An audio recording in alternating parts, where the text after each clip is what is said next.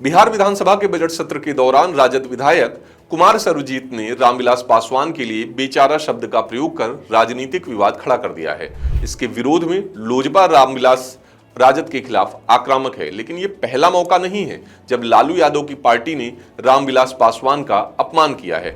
इन सब के बीच अब फिर से चर्चा शुरू हो चुकी है साल 2013 के उस घटना की जब बिहार की राजनीति के दो खासम खास एक दूसरे से हमेशा के लिए जुदा हो गए। नमस्कार, मैं हूं स्वाधीन तिवारी और आप देख रहे हैं नवभारत लाइव। शॉर्टकट में बात कर लेते हैं बिहार की राजनीति में हुए बेचारा बयानबाजी की। तो हुआ कुछ यूं कि बिहार विधानसभा में बजट सत्र की कार्यवाही के दौरान 11 फरवरी को बोधगया से आरजेडी विधायक कुमार सर्वजीत बोल रहे थे। उन्होंने रामविलास पासवान की राजनीतिक यात्रा का जिक्र किया और पटना में उनकी मूर्ति लगाने की मांग रखी। इसी दौरान उन्होंने रामविलास पासवान को बेचारा कह दिया।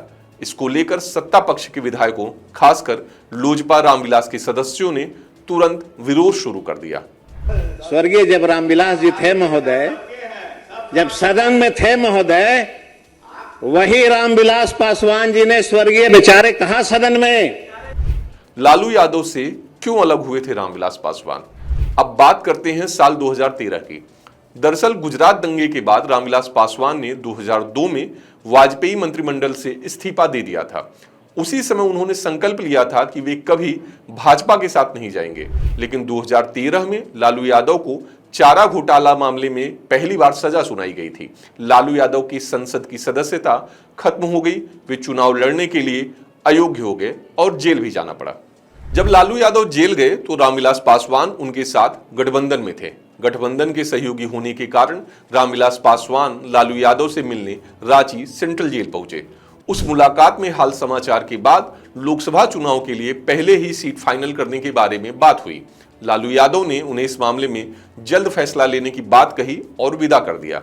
कुछ दिनों के बाद जब कोई संदेशा लालू यादव की तरफ से रामविलास पासवान के लिए नहीं आया तो रामविलास पासवान ने लोजपा के तत्कालीन महासचिव खालिद अहमद को लालू यादव से मिलने जेल में भेजा।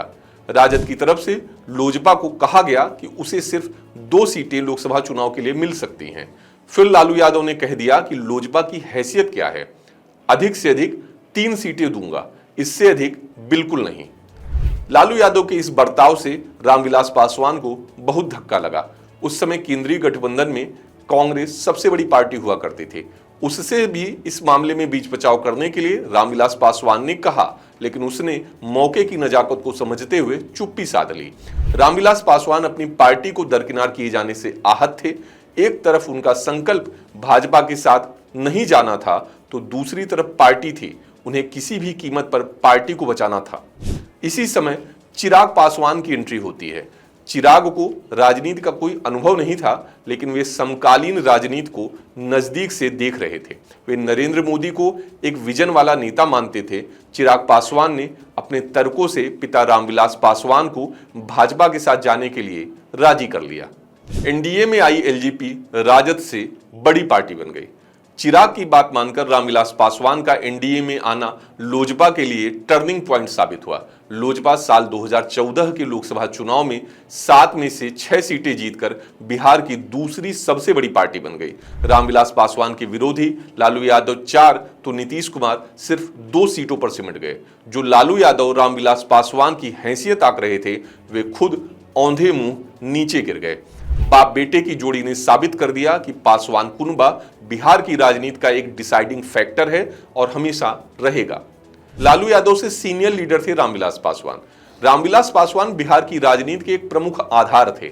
वे लालू यादव और नीतीश कुमार से सीनियर नेता थे। रामविलास पासवान 1959 में ही पहली बार विधायक बन गए थे, जबकि लालू यादव का संसदीय जीवन 1977 से शुरू हुआ। नीतीश कुमार तो 1985 में पहली बार विधायक बने थे। 1977 के लोकसभा चुनाव में हाजीपुर से रिकॉर्ड तोड़ जीत दर्ज करने के बाद रामविलास पासवान पूरे देश में अपना डंका बजा चुके थे। उनका नाम उस समय Guinness book of world record में शामिल किया गया था।